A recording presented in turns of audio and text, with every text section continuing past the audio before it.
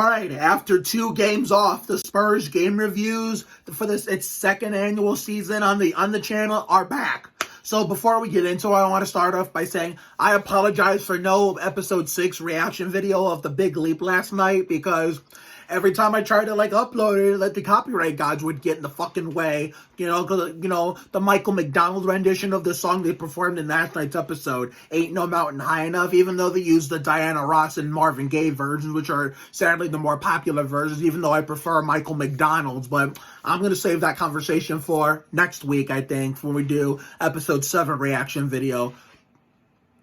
Well, next Monday the Spurs play the Pacers, so I have to figure something out. And right now, I am in an interaction on Twitter with the guy by the name of the Fadeaway Pod.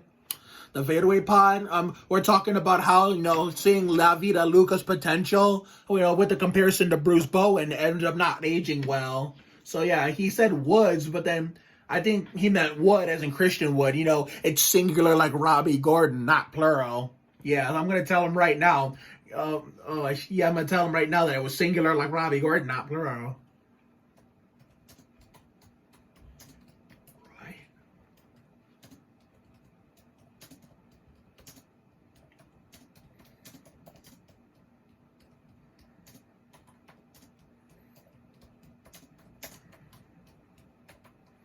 Hang on, guys. Trying to do this video and type on Twitter at the same time.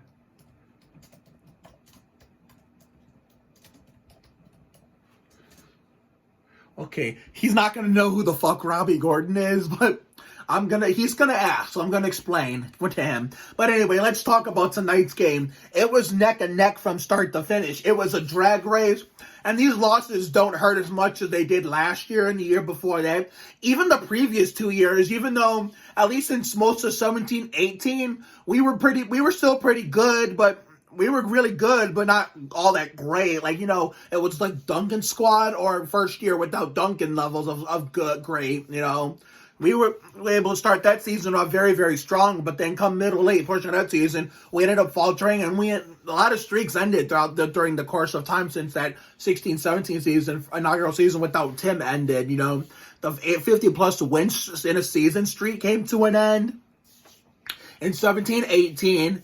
Did another playoff streak? Did another streak come to an end in 18-19? No, we kept the playoff streak going in 18-19, barely. I think DeJounte, if he wasn't hurt that season, we probably would have made it as far as the second round past Denver if DeJounte wasn't hurt, or if Tony Parker never left to Charlotte. If DeJounte was never hurt in 2018-19, along with the fact that if Parker stayed with us for his last season, we probably would have done a lot better in 18-19, but in another universe, that probably happened, but sadly, we'll never know how that turned out. And then we all know don't get me started on the last 2 seasons, 1920, before the season was stopped, and 2021, after, no fans in the stands, and so they later got turned to limited fans, and, the benches look different than what we're used to. And we started that season off so damn well. And then after my birthday, Daytona 500, the Charlotte game versus the Hornets in their territory,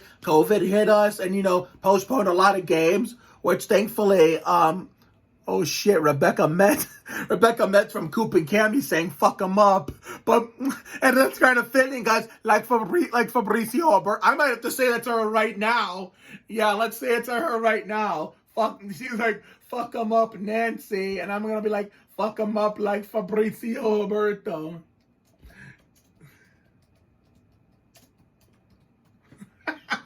And she's not going to know who the fuck that is either.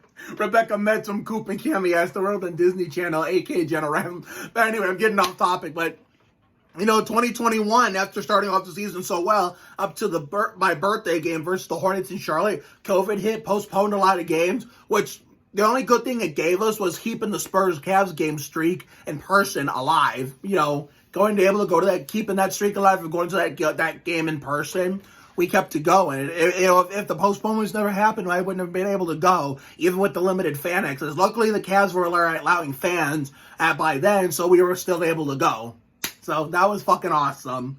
But you know, you can go watch that vlog if you want to, and I'll put the link in the description if you want to know if you want to watch what I'm talking about. So, you know, in the form of a YouTube video. Okay. And then, you know, we barely made the play-in, and I knew we weren't going to win that, so I wasn't expecting anything more from us in the play-in. And then Brian Wright heard us complain and made moves, made us happy. It looked like we were giving him praise until he brought back the San Antonio public enemy #1, the king of bitching it up, Bryn Jarrell Forbes. I don't give a shit if he won a ring with the Bucks or was good with them, because he's even though he came back, you know, it's like he never left. He's still the same trash-ass player he once was when he was here with us in 2019, 2020, before the season was stopped. You know, he's still not as good with us, but yet with other teams he can light it up like Lizzie Green, but yet with us he just stinks it up like Terry Labonte. It's like a totally different Bryn Forbes, you know. He does good with other teams, but bitches it up with us, you know. And it's so frustrating to watch. We brought you back for a reason, to hopefully pick up where you left off from your lone season outside of San Antonio, Milwaukee. But nope, you're picking up where you left off from the 2019-2020 season, right before the last game before the season was stopped due to COVID against, I think it was Dallas, I think it was, the day I lost my old Twitter account. Yeah. So, yeah, I hated seeing him out there tonight, considering that, you know, we had a rhythm going, we had the lead, looked like we were going to get a semi-huge lead at least, but then here comes Thaddeus Young and Bryn Jarrell Forbes to fuck it all up like Fabricio Oberto. And that's what probably changed everything, even though we did build as much of a big of a 10, 12-point lead or something like that. And then, you know, we had the no-call flagrant with Keldon, which instead, you know, Russell Westbrook committed, which instead was called an offensive foul on Yak, which is some grade A horseshit because Yak never touched anybody. He never did. You know, Lonnie and Vassell had the hot hand. And, you know, considering that, you know, we had a chance to win the game in regulation, I would have rather seen Lonnie take it, or Vassell, considering they were both on fire, but instead of DeJounte, who had an up-and-down night. And then overtime, you know, the whole game, we showed a lot of effort. We fought a good fight to the very end until we were gassed. I mean, it sucks, but not as much as you know, second half of last year and all of the year before this season was stopped. And even in the bubble, where, you know, it wasn't any different, considering that, you know, usually in the summer months, that's usually my time to get away from all the NBA stress, you know. But no, because of the weird year we had, in 2020 because of COVID, my NBA stress came at a time where usually I don't have to worry about it, and I don't usually think about it. So I'm glad we're back to an 82-game schedule. I'm glad the benches are back to the way it used to be, where all the teammates get to sit right next to each other with the coaches. I'm glad we're getting full capacity in the stands again, because now we have tools to fight this pandemic, you know, to make it come to an end faster. The vaccine, the booster shots, all the other tools that we have to fight it. We can, as long as we get it, we can live our lives like a normal life. Like, you know, pretend that COVID doesn't exist. You know, we can enjoy life a little more and do fun stuff with our friends, even while the pandemic's here. But we still have to be a little careful, because, you know, we may be doing stuff again with our friends and family, and seeing our friends that see us online more than they see us in person. But the pandemic's not over, so we still got to be extra careful. But with the vaccine, we have a 95% chance of protection, and an even bigger chance of protection with the booster shot, which you might see as a vlog on here with my dad in the foreseeable future. I'll keep y'all posted on that, but I'm going to get off right now and, you know, get ready for, what's tomorrow? Goldberg's and a Million Little Things reaction videos. Something I was supposed to give you 2 weeks ago, or was it a week ago or the week before? I don't know. I don't fucking know. But I think it was last week. No, it wasn't last week.